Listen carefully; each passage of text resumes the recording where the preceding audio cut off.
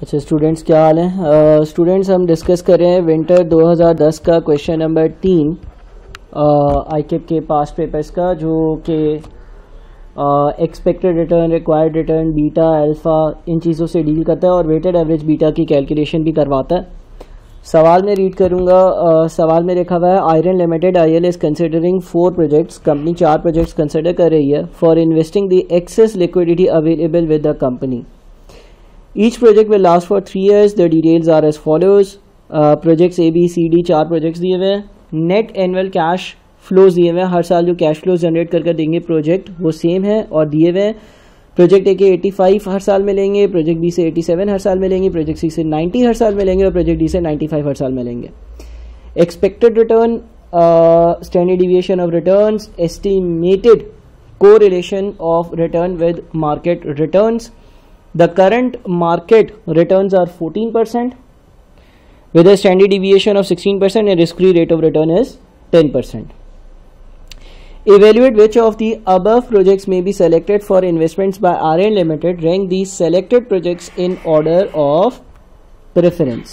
हमें ये बताना है कि भाई ये जो आयरन लिमिटेड कंपनी है, इनमें से इन 4 में से कौन से प्रोजेक्ट में इन्वेस्ट करे। मैं इन्वेस्ट वहाँ करूँगा जहाँ पर मेरा एक्सपेक्टेड रिटर्न का जो टारगेट है वो मीट हो रहा हो। और एक्सपेक्टेड रिटर्न कैलकुलेट करने के लिए जो रिटर्न रिक्वायर्ड है वो कैलकुलेट करने के लिए मुझे ये देखना होगा कि भाई कैपिटल एसेट प्राइसिंग मॉडल के हिसाब से मेरे पास क्या रिक्वायर्ड रेट ऑफ रिटर्न आता है। और कैपिटल एसेट प्राइसिंग मॉडल के लिए मुझे एक तो risk free rate of return चाहिए होता है, वो मुझे दिया हुआ है। मार्केट रेट ऑफ रिटर्न चाहिए होता है, वो भी मुझे दिया हुआ है। और मुझे बीटा फैक्टर की ज़रूरत होती है। बीटा फैक्टर हमें कैलकुलेट करना पड़ेगा हर सिक्योरिटी का यूजिंग अ फॉर्मूला। और जो बीटा फैक्टर हम लोग यहाँ पर कैलकुलेट कर सकते हैं हर इन्वेस्टमेंट का, उसके लिए हम जो फॉर्मूला यूज़ करेंगे वो फॉर्मूला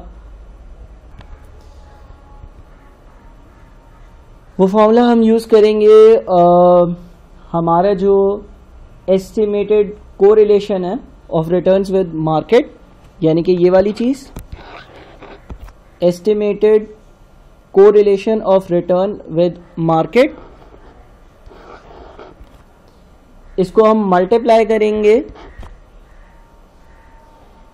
प्रोजेक्ट की जो स्टैंडर्ड डिविएशन है रिटर्न्स की उससे, यानी कि इस चीज से स्टैंडर्ड डिविएशन ऑफ रिटर्न्स, और फिर इसको हम डिवाइड करेंगे मार्केट की जो स्टैंडर्ड डिविएशन है रिटर्न्स की उससे, यानी कि the current market returns are 14% with the standard deviation of 16% इससे। ठीक है, तो अब हर प्रोजेक्ट के लिए हम बीटा कैलकुलेट करते हैं। ए फॉर एग्जांपल पहले प्रोजेक्ट के लिए 0.82 मल्टीप्लाइड बाई 0.2 डिवाइडेड बाई 0.16 1.025 आएगा। मैं सी को यहाँ लिख देता हूँ 1.025। इसी तरह से प्रोजेक्ट बी के लिए होगा 0.85 मल्टीप्लाइड बाई 0.18 डिवाइडेड बाई 0.16, यानी कि 0.95625 या 0.96। तीसरे प्रोजेक्ट के लिए होगा 0.91 इंटू 0.27 डिवाइडेड बाई 0.16, यानी कि 1.54। और चौथे प्रोजेक्ट के लिए होगा 0.78 इंटू 0.3 डिवाइडेड बाई 0.16, यानी कि 1.46। ठीक है, ये हमने बीटास कैलकुलेट कर लिए। अब हम लोग जो रिक्वायर्ड रेट ऑफ रिटर्न है ए बी सी डी चारों इन्वेस्टमेंट्स का, वो भी कैलकुलेट कर सकते हैं। और required rate of return calculate करने के लिए जो हम फॉर्मूला यूज करेंगे वो है required rate of return is equals to risk free rate plus market rate of return minus risk free rate of return into beta factor. ठीक है, risk free rate of return कितना है highlight कर दूं, 10% है। मार्केट रेट ऑफ रिटर्न कितना है 14% है। और बीटा फैक्टर हर इन्वेस्टमेंट का अलहदा दिया हुआ। तो रिक्वायर्ड रेट ऑफ रिटर्न जिस तरह से प्रोजेक्ट ए का अगर हम कैलकुलेट करते हैं अच्छा ये बात याद रहे, risk free rate of return तो ये 4%, sorry risk free rate of return 10%, ये 10% होगा हमेशा, और मार्केट रेट ऑफ रिटर्न 14 है और risk free rate of return 10% है, तो ये मार्केट प्रीमियम जो है वो 4% होगा। तो पहली जो इन्वेस्टमेंट है ए, उसके लिए हो जाएगा बीटा फैक्टर यानी कि 1.025 मल्टीप्लाइड बाई 4 प्लस 10 यानी कि 14.1%। दूसरी वाली प्रोजेक्ट के लिए हो जाएगा 0.96 यानी कि बीटा इंटू 4 प्लस 10 यानी कि 13.84।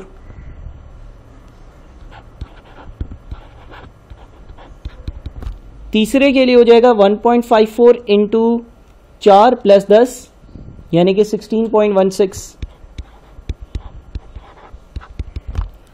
और डी या चौथे के लिए जो है वो हो जाएगा आपका 1.46 इंटू 4 प्लस 10 यानी कि 15.84। ठीक है, यानी कि ये रिक्वायर्ड रेट्स हैं, ये रिटर्न्स आने चाहिए। अच्छा, हमारे पास एक्सपेक्टेड रिटर्न्स भी दिए हुए कि भाई हम अगर इन्वेस्टमेंट करेंगे ना तो कितना % कमाएंगे। अब इस बुनियाद पर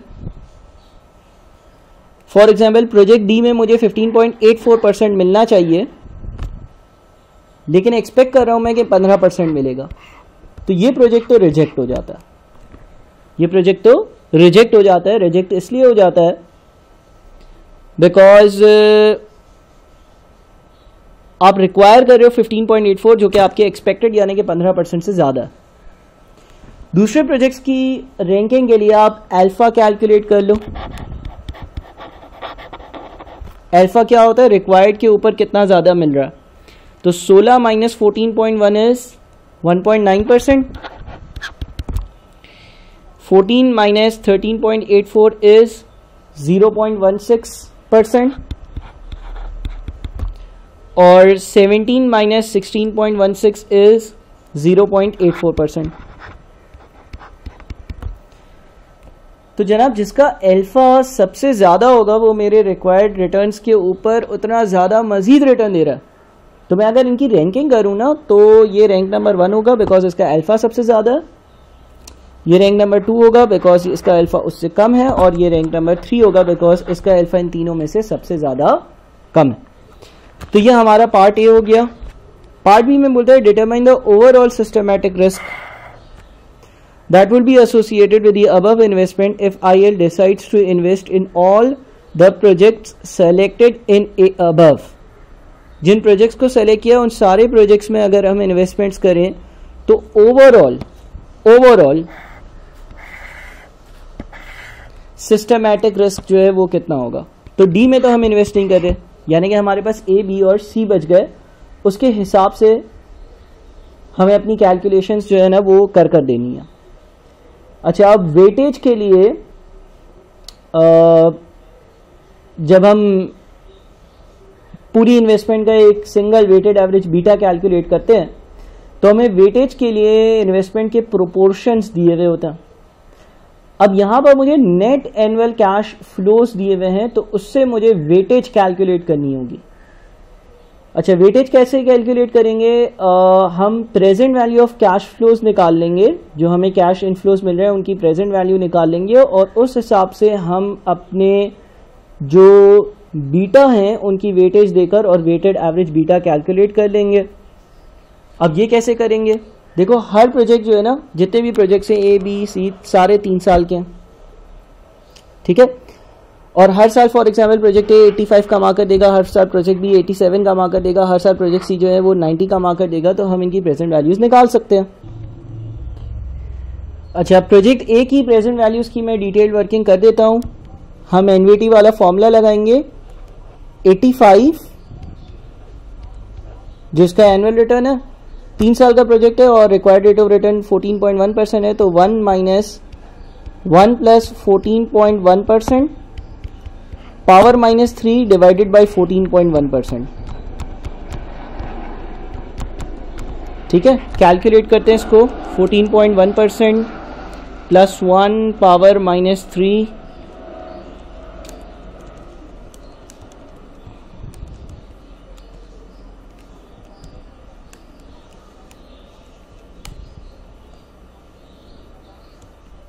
इंटू 85, ये बनता है 197। मैं यहाँ पे लिख देता हूँ ABC, ये है 197। अच्छा बी के लिए क्या होगा, बी के लिए होगा 87 multiplied by 1 minus 1 plus 13.84% power -3 divided by 13.84%। तो ये हो जाता है आपका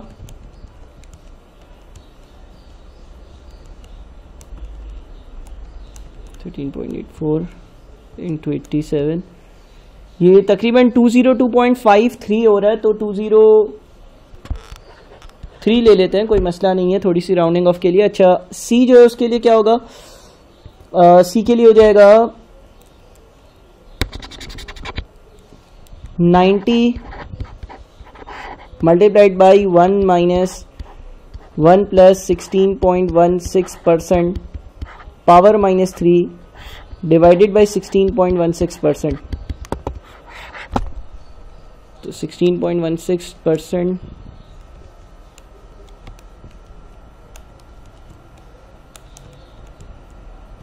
या आता है आपका कोई 201.6 बन रहा है, 202 ले लेते हैं।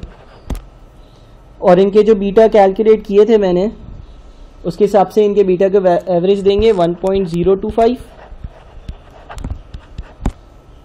0.96, 1.54, ठीक है।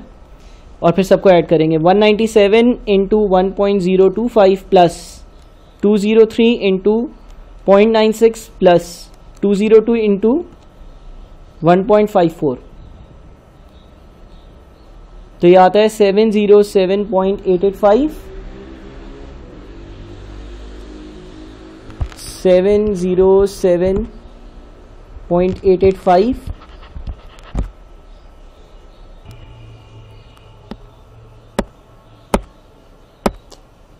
और इसको आप डिवाइड कर दो इन तीनों के सम से, ठीक है ना, यानी कि 197, 203 प्लस 202 602 बनता, तो ये बन जाएगा 707.885 डिवाइडेड बाई 602, 1.178 1.178 है, तो 1.18 कर लेते हैं। 1.18 आपका जो है वो वेटेड एवरेज बीटा होगा, जो कि इस सवाल की दूसरी रिक्वायरमेंट थी, क्योंकि इसने ओवरऑल सिस्टमैटिक रिस्क का बोला, बीटा में सिस्टमैटिक रिस्क होता है, और ओवरऑल का मतलब ये है कि तीनों प्रोजेक्ट्स का एक मिलाकर वेटेड एवरेज, ठीक है।